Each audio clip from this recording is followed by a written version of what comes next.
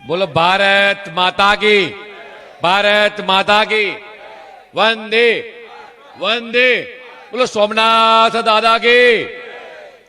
આજની આ સ્થાનિક સ્વરાજની ચૂંટણીમાં ડારી જિલ્લા પંચાયત સીટ મંડલ વેરાવળ ની અંદર મંચ ઉપર ઉપસ્થિત આપણી સૌની સાથે આ જિલ્લાનું નેતૃત્વ કરતા પ્રમુખ એવા શ્રી સંજયભાઈ પરમાર, જિલ્લાના પ્રભારી શ્રી ભાવનાબેન, આપણા લોક લાડેલા સાંસદ મારા પરમ સ્નેહી એવા શ્રી રાજેશભાઈ ચુડાસમા, ઓબીસી મોરચાના પ્રદેશના અધ્યક્ષ શ્રી માનસિંહભાઈ, ધારાસભ્ય શ્રી ભગવાનભાઈ, પૂર્વ મંત્રી શ્રી જસાભાઈ, પૂર્વ ધારાસભ્ય શ્રી રાજસિંહભાઈ, પૂર્વ ધારાસભ્ય શ્રી ગોવિંદભાઈ અને મંડળના અધ્યક્ષ શ્રી પ્રદ્યુમનભાઈ અને આપ ખૂબ મોટી સંખ્યામાં ઉપસ્થિત મારી માતાઓ, બહેનો અને ભાઈઓ, શ્રદ્ધેય મંચ. આમ તો રાજેશભાઈએ ઘણી બધી વાત કરી, વિકાસની વાતો કરી, એની પહેલા કેટલાય વક્તાઓએ વિકાસની વાત કરી. હું અધ્યક્ષજીને પૂછતો હતો કે અધ્યક્ષજી, આપણા જિલ્લાની અંદર કુલ કેટલી પ્રકારની તાલુકા પંચાયત, જિલ્લા પંચાયત, નગરપાલિકા આ બધી થઈ અને લગભગ 284 જેટલી સીટો ઉપર એ ભારતીય જનતા પાર્ટીનો કમળનો ઉમેદવાર લડી રહ્યો છે. આખા ગુજરાતની અંદર 10,000 કરતા વધારે કાર્યકર્તાઓ આ કમળનું પ્રતીક લઈ અને મિત્રો નીચે ઉતર્યા છે. અને ત્યારે આજે ગીર સોમનાથ ખાતે હું ચોક્કસ કહીશ મિત્રો કે જે રીતે દેશના યશસ્વી પ્રધાનમંત્રી માનનીય મોદી સાહેબે એક જ્ઞાતિવાદ, પ્રાંતવાદ, સમાજવાદ આ બધાની રાજનીતિમાંથી મુક્તિ કરી અને વિકાસની રાજનીતિની ભેટ કોઈએ આપી હોય તો આપણા પ્રધાનમંત્રી માનનીય મોદી સાહેબે મિત્રો આપણને આપી છે. જ્યારે તેઓ ગુજરાતના મુખ્યમંત્રી હતા ત્યારથી લઈ આજ દિન સુધી એમણે માત્ર વિકાસનો મંત્ર આ અપનાયો અને આ વિકાસનું મોડેલ માત્ર ગુજરાત પૂરતું સીમિત ના રહ્યું પણ આખા દેશની અંદર આ વિકાસનું મોડેલ મિત્રો એ ચાલ્યું છે. ત્યારે એવું કહીશ મિત્રો કે પ્રધાનમંત્રી માનનીય મોદી સાહેબે એટલા બધા વિકાસના કામો કર્યા છે કે કદાચ સવારથી આપણે ગણવાનું શરૂ કરીએ, અહીંયા જેટલા પણ લોકો બેઠા છે અને એક એક બાબતો એમને પૂછવાનું શરૂ કરીએ તો સાંજ પડી જાય એટલી વાતો છે. હમણાં જ રાજેશભાઈએ કીધું એમ કે 1000 વર્ષનો ઇતિહાસ, મોહમ્મદ ગજનીએ કરેલી 17 વખતની ચડાઈ સોમનાથ દાદા ઉપર છતાંય દરિયા કિનારે અડીખમ સોમનાથ મહાદેવનું મંદિર. અને જ્યારે આજે આપણે સોમનાથ પર્વનો આખું વર્ષ ઉજવી રહ્યા છે ત્યારે માત્ર સોમનાથ મંદિરને આખું પરિસર અહીંયા તમે બધા જ લોકો જ્યારે પ્રધાનમંત્રી મોદી સાહેબ આવ્યા ત્યારે કદાચ આ દર્શન કરવા ગયા હશો, કાર્યક્રમમાં ગયા હશો. આ 7 દિવસની અંદર સોમનાથ પર્વના 7 દિવસની જે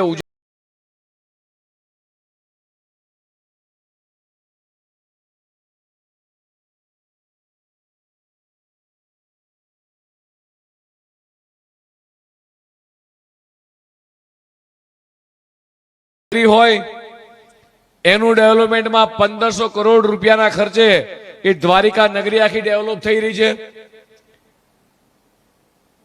ઉત્તરની અંદર માં અંબાનું મંદિર એટલે અંબાજી તીર્થધામ એનો વિકાસ થઈ રહ્યો છે.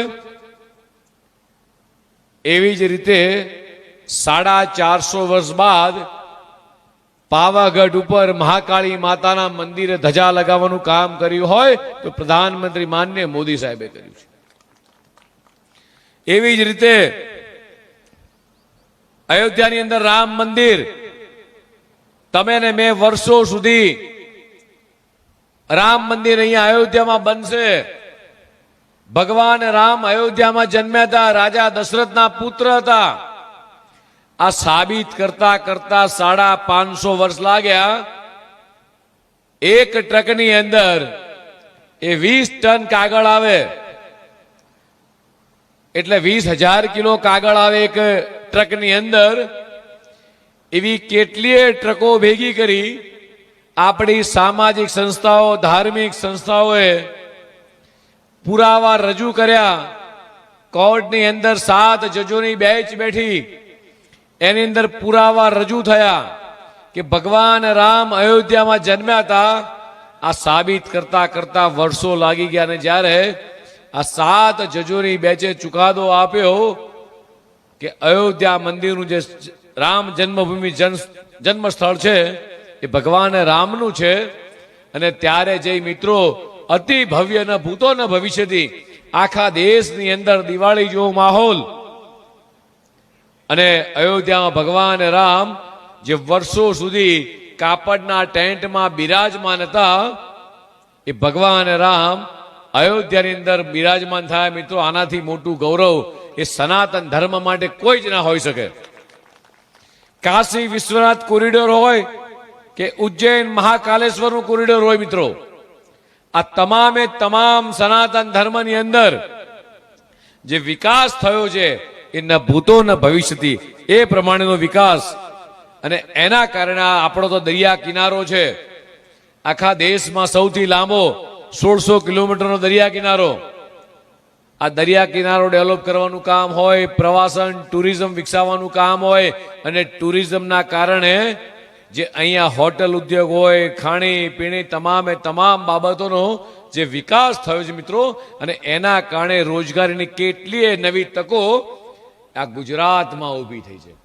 કદાચ તમને એવું લાગે કે અમે સોમનાથ એટલે છે દરિયાકાંઠાનો આમ છેલ્લો જિલ્લો, પણ પ્રધાનમંત્રી માનનીય મોદી સાહેબની દ્રષ્ટિએ, ગુજરાતના મુખ્યમંત્રી માનનીય ભૂપેન્દ્રભાઈ પટેલની દ્રષ્ટિએ આ ગુજરાતનો પ્રથમ જિલ્લો છે. ભલે દરિયા કિનારેથી પ્રથમ જિલ્લો અને અહીંથી ગુજરાત શરૂ થાય છે મિત્રો.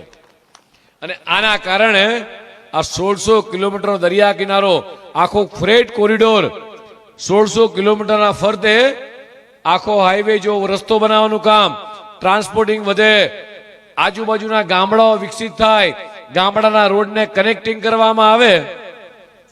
આના કારણે તમે લોકો જે નાનો મોટો રોજગાર કરતા હો એ બધાની અંદર મિત્રો તેજી અને ગતિ વધે.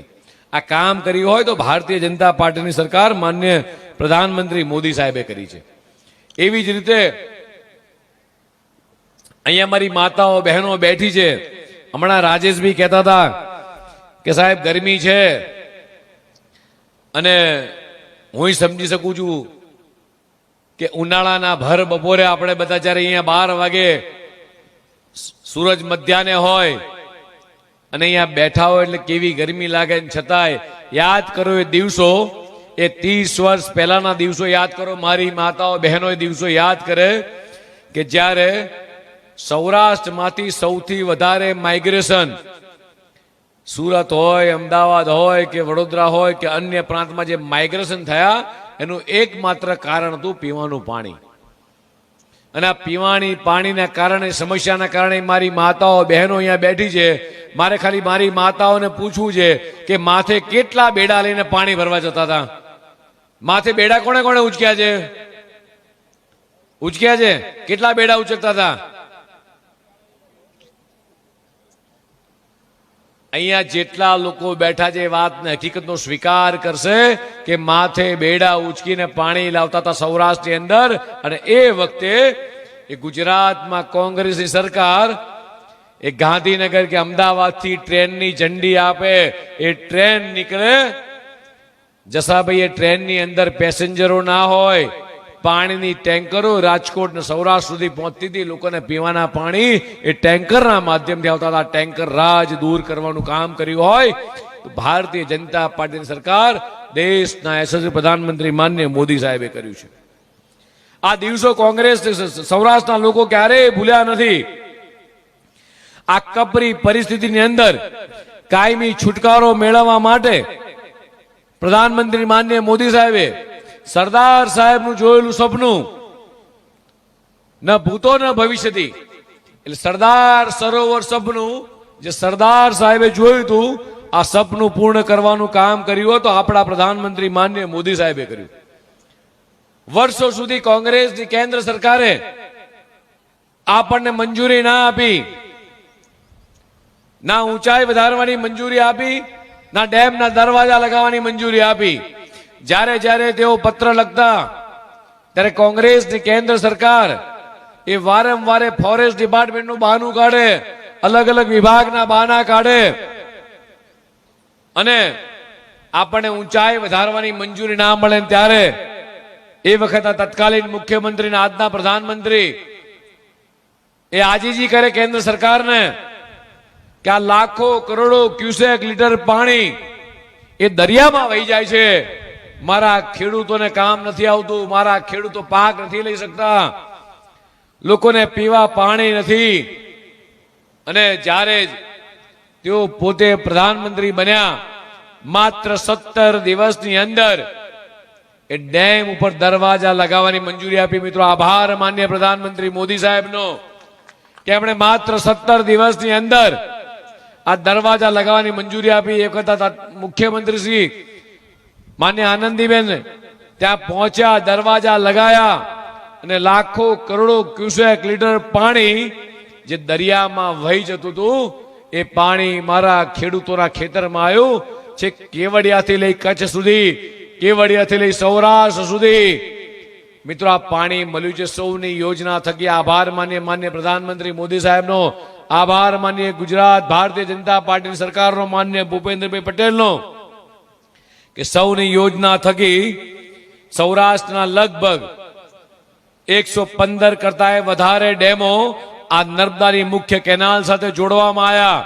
અને તમને જાણીને નવાઈ લાગશે કે નર્મદાની જે મેન કેનાલ છે, મેન કેનાલ, માઇનોર કેનાલ, સબ કેનાલ થઈ 75,000 કિલોમીટરનું આ કેનાલનું નેટવર્ક છે. અને મારા અને તમારા ઘેર જે પાણી આવે છે, મારી માતાઓ બહેનો બેઠી છે, મારે પૂછવું છે કે નળ ખોલો પાણી આવે એ આ ભારતીય જનતા પાર્ટીમાં શક્ય છે? કોંગ્રેસના વખતમાં તો આપણે પાણી માટે વલખા મારતા હતા. કદાચ કોંગ્રેસના મિત્રો આવે તો પૂછશો એમને.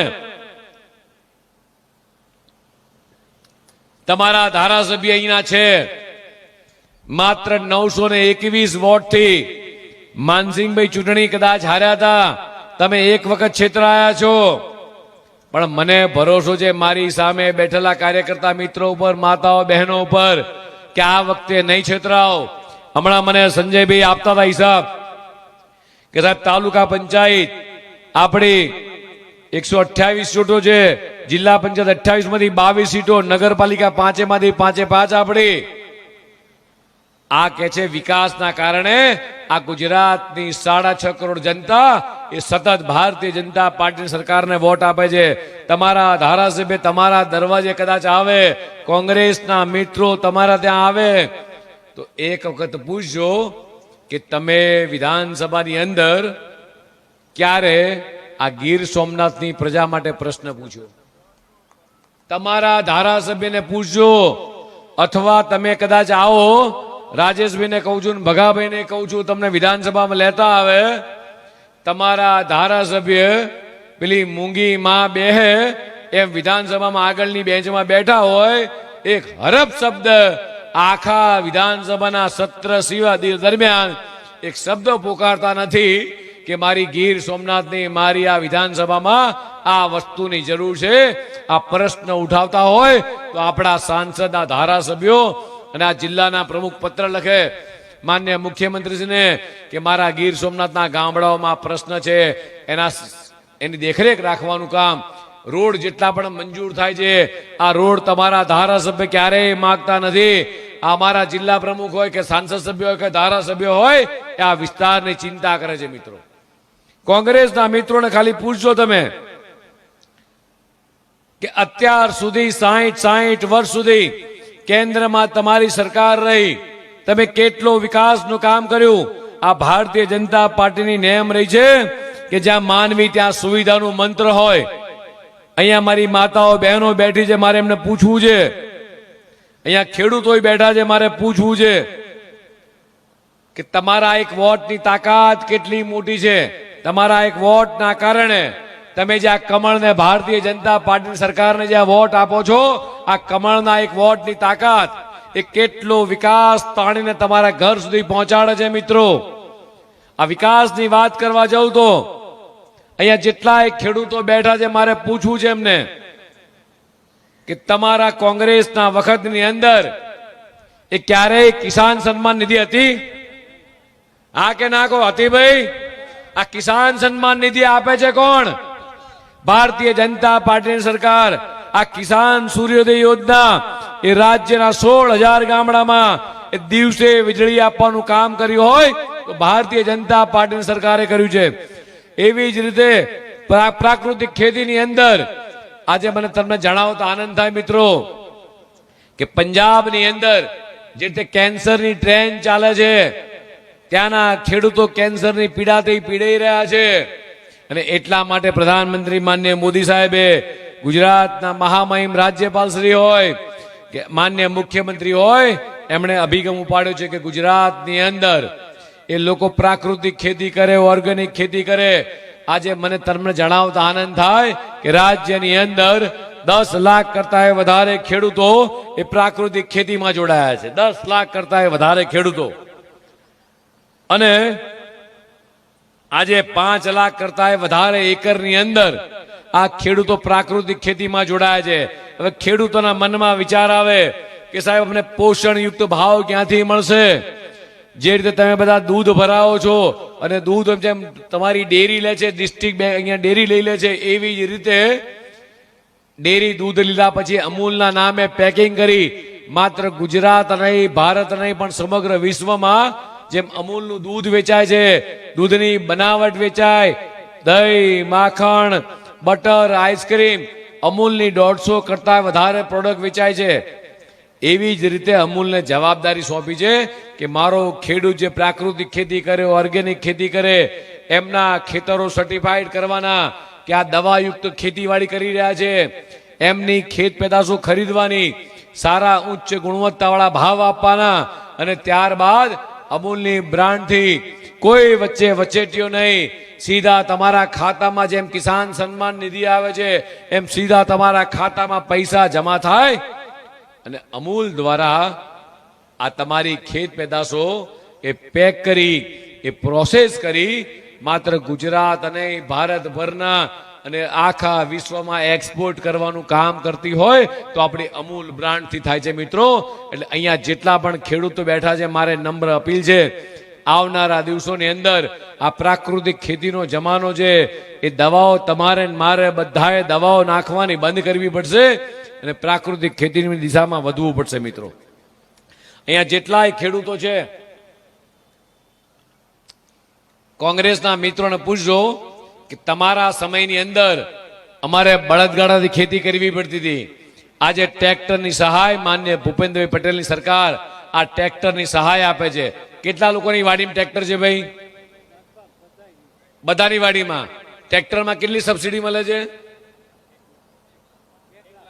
આ કોણ આપે છે?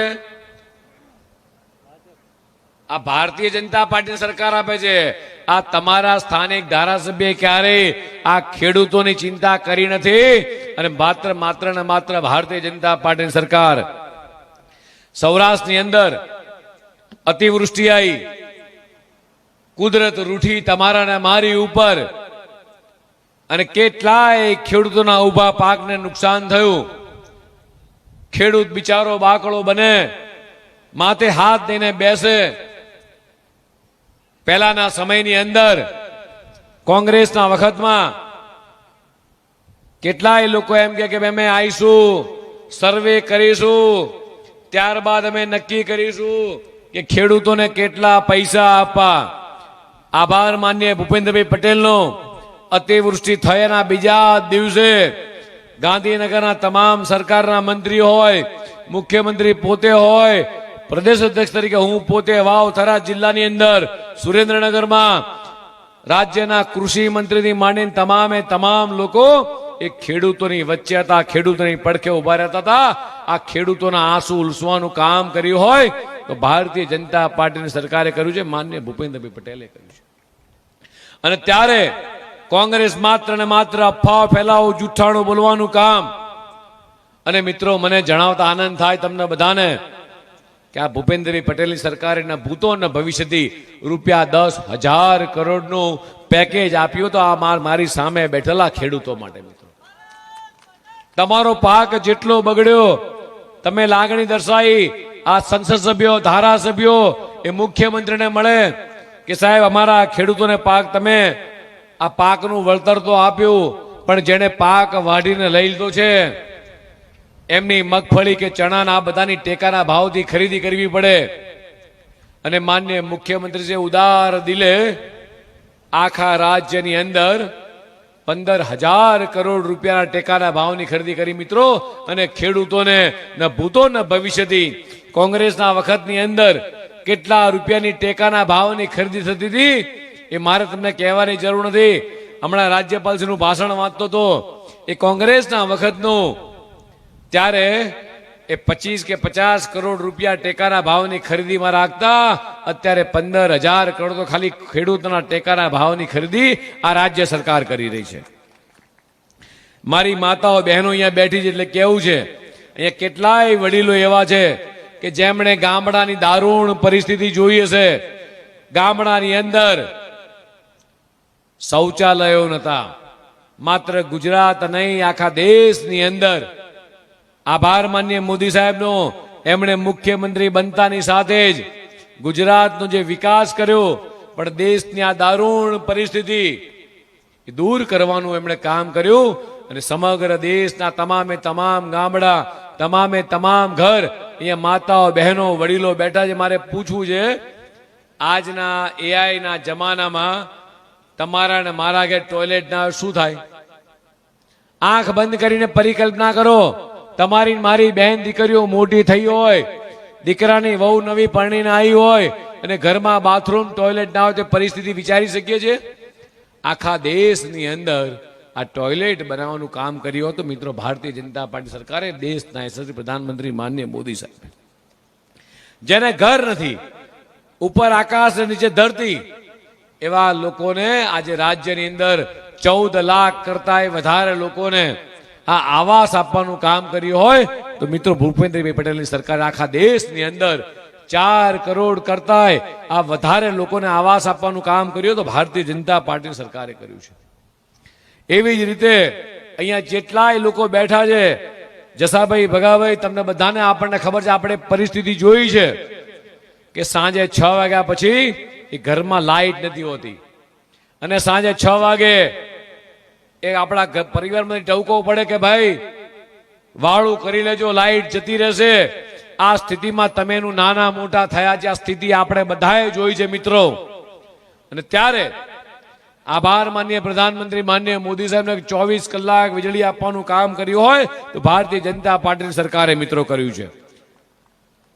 એવી જ રીતે અહીંયા જેટલા પણ લોકો બેઠા છે, મારે એમને પૂછવું છે કે તમારા ને મારા ઘરની અંદર કદાચ ભગવાનને પ્રાર્થના કરીએ, સોમનાથ દાદાને પ્રાર્થના કરી કે કોઈના ઘરમાં બીમારી ના લાવે, અને કદાચ બીમારી આવે, રાતે 12 વાગે 2 વાગે હાર્ટ એટેક આવે, હોસ્પિટલ જવું પડે, કોકની પાસે જે એક સંજયભાઈ લાખ રૂપિયા ઉછીના આપો, સંજયભાઈ કે છે પણ કાલે બેંકમાંથી ઉપાડીને આપીશ, આજે હાથ વગા નથી, અને ત્યારે મારી માતાઓ બહેનોને દાગીના વેચવા પડે, કોઈના ઘર ગીરવે મૂકવું પડે, ખેતર ગીરવે મૂકવું પડે. આ પરિસ્થિતિમાંથી આભાર માનીએ મોદી સાહેબનો કે એમણે આયુષ્યમાન કાર્ડ કાઢ્યું અને દેશના 140 કરોડ પરિવારોને આરોગ્યની સુરક્ષા આપવાનું કામ કર્યું હતું મિત્રો પ્રધાનમંત્રી માનનીય મોદી સાહેબે કર્યું છે.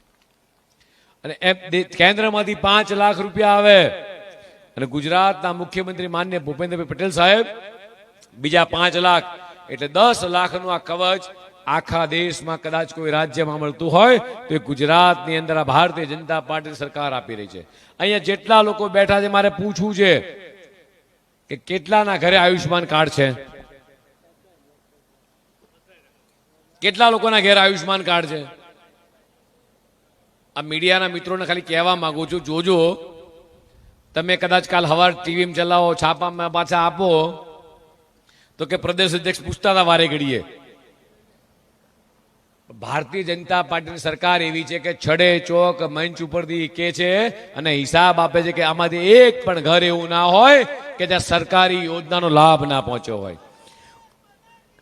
દેશની અંદર અહીંયા મારી માતાઓ બહેનો બેઠી છે, મારી બા હોય કે તમારી બા હોય, એમણે ચૂલા પર રસોઈ કરેલી છે. આજથી 25-30 વર્ષ પહેલા જે દશા દેશની હતી, ગુજરાતની હતી, એ ધુમાડા મારી મારીને ધુમાડા ફેફસાની અંદર ગળામાં જતા હતા, શ્વાસમાં જતા હતા, અને એ ધુમાડા ખાઈ ખાઈને આપણે બધા મોટા થયા છીએ. આ ઉજ્જવલા યોજના અંતર્ગત આખા દેશની અંદર દરેક માતા બહેનોના ઘેર ઘેર ચૂલા માંથી મુક્તિ આપી, ધુમાડામાંથી મુક્તિ આપી, ઉજ્જવલા યોજના અંતર્ગત એ ગેસના બાટલા આપવાનું કામ કર્યું હોય તો ભારતીય જનતા પાર્ટીની સરકારે કર્યું. આ મારી માતાઓ બહેનો બેઠી છે, મારે પૂછવું છે ખાલી કે ગેસના બાટલા છે તમારા ઘેર? હા કે ના કહો? ગેસના બાટલા હાથ ઊંચો કરો ખાલી. બીજું શું જોઈએ કહો?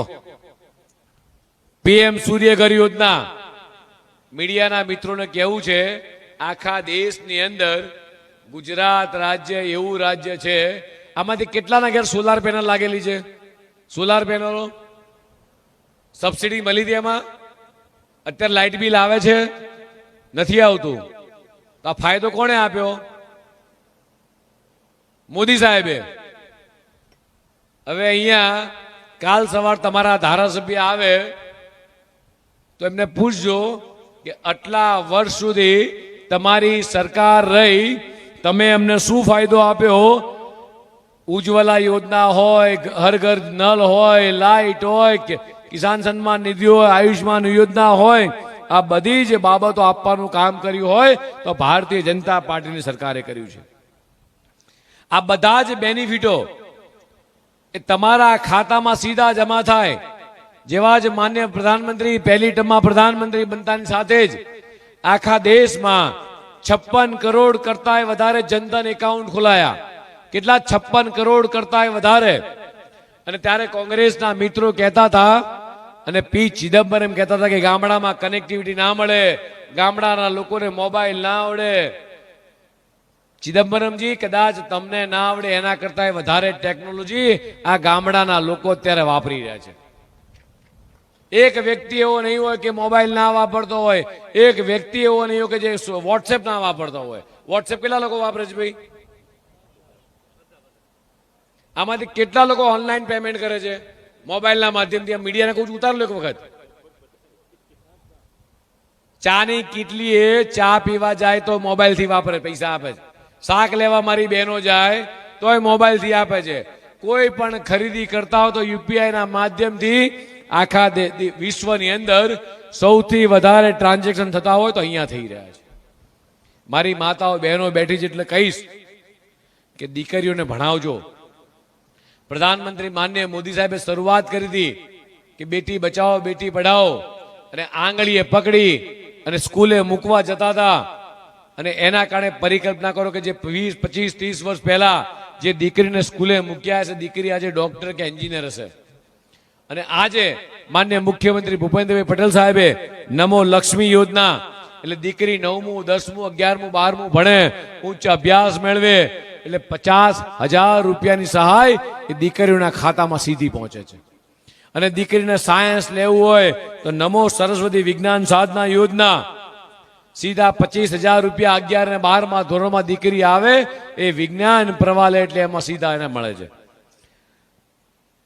મિત્રો, આ વેરાવળ એટલે સાહસ અને વેપારનું જ્યારે સંગમ સ્થાન છે, ત્યારે અહીંના તમામ લોકોને હું કહીશ કે વેરાવળમાંથી જેટલું એક્સપોર્ટ થાય છે ને, આખા ગુજરાતમાંથી જે એક્સપોર્ટ થાય, આખા દેશમાંથી જે એક્સપોર્ટ થાય, આખા દેશમાંથી જે એક્સપોર્ટ થાય એ ગુજરાતના દરિયા કિનારે 40% કરતા વધારે એક્સપોર્ટ મિત્રો આપણે કરી રહ્યા છીએ. સોમનાથ હવે માત્ર એક મંદિર નહીં, પણ આવનારા દિવસોમાં આંતરરાષ્ટ્રીય સ્તરનું એક પ્રવાસન હબ જ્યારે બની રહ્યું ત્યારે આપણા બધાને ગર્વ થાય મિત્રો કે આ સોમનાથ આખું પ્રવાસન હબ બની રહ્યું. સમુદ્ર કિનારે બનેલો 1.5 કિલોમીટર લાંબો એ સમુદ્ર દર્શન પથ આ પ્રવાસીઓ માટે આકર્ષણનું કેન્દ્ર બન્યું છે. પ્રવાસીઓને મંદિરના ઇતિહાસ વિશે જાણકારી આપતું આધુનિક મ્યુઝિયમ અને એક્ઝિબિશન સેન્ટર બની રહ્યું છે. મંદિરના પરિસરની અંદર આધુનિક ટેકનોલોજી સાથે લાઇટ એન્ડ સાઉન્ડ શો એ શરૂ કરવામાં આવ્યો માન્ય પ્રધાનમંત્રી દ્વારા. પ્રસાદ યોજના અંતર્ગત કેન્દ્ર સરકારની આ યોજનામાં સોમનાથમાં અંદાજે 100 કરોડથી વધુ ખર્ચે એ વિવિધ મિત્રો કામો કરવામાં આવ્યા છે. આ વેરાવળના અર્થતંત્રને કરોડરજ્જુ સમાન આ બંદરના મહત્વના કામોમાં એ વિસ્તારની અંદર માછીમારોની સુવિધા માટે જે વિસ્તરણ નવા હાર્બરનું નિર્માણ કરવામાં આવ્યું છે. આ તમામ પ્રકારની સુવિધાઓ એ માત્ર ને માત્ર આ એક જિલ્લાની અંદર કરી છે. મિત્રો હજી કદાચ લિસ્ટ વાંચવા જવું ને તો સાંજ પડે એમ છે. અને એટલા માટે જ તમને એવું કહેવા આવ્યો છું મિત્રો કે આજે જ્યારે આ સોમનાથનો વિકાસ થઈ રહ્યો છે, ગીર સોમનાથ આખો જિલ્લાનો વિકાસ થઈ રહ્યો છે, ત્યારે આપણી સૌની ફરજ છે કે આ સ્થાનિક સ્વરાજની અંદર જે રીતે દેશના યશસ્વી પ્રધાનમંત્રી માન્ય મોદી સાહેબનો સંકલ્પ છે કે દેશનું એક પણ ગામડું એ વિકાસથી વંચિત ન રહેવું જોઈએ. ગુજરાતના મુખ્યમંત્રી માન્ય ભૂપેન્દ્રભાઈ પટેલનો સંકલ્પ છે કે ગુજરાતના દરેકે દરેક ગામડાની અંદર એ રોડ કનેક્ટિવિટીથી સજ્જ જોઈએ, લાઇટોથી સજ્જ જોઈએ, પીએસસી સીએચસી સેન્ટર હોવા જોઈએ, આધુનિક સ્કૂલો હોવી જોઈએ, આંગણવાડી હોવી જોઈએ. આ તમામે તમામ સુવિધાઓ એ રાજ્યના તમામ ગામડામાં હોય.